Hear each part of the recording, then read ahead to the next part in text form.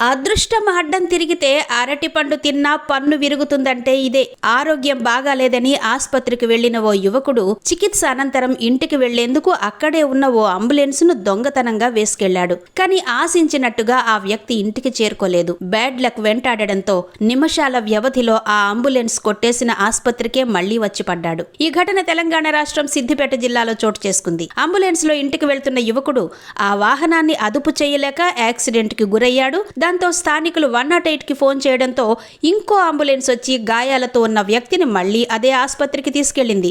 ఎందుకు అంబులెన్స్ ను కొట్టేశావు అని ఆరా తీయగా ఆశ్చర్యపోయే విషయాలు చెప్పాడు. తాను మట్టి పనితో పాటు ట్రాక్టర్ నడుపుకుంటూ జీవనం సాగిస్తున్నానని, ఆరోగ్యం బాగాలేక ఆస్పత్రికి వచ్చానని తెలిపాడు. సరదాగా అంబులెన్స్ డోర్ తీస్తే వచ్చింది, తాళం అలానే బండికుండడంతో ఇంటికి వేసుకెళ్లానని తాపీగా చెప్పాడు. దాంతో వైద్య సిబ్బందికి నవ్వాలో ఏడవాలో అర్థం కాలేదు.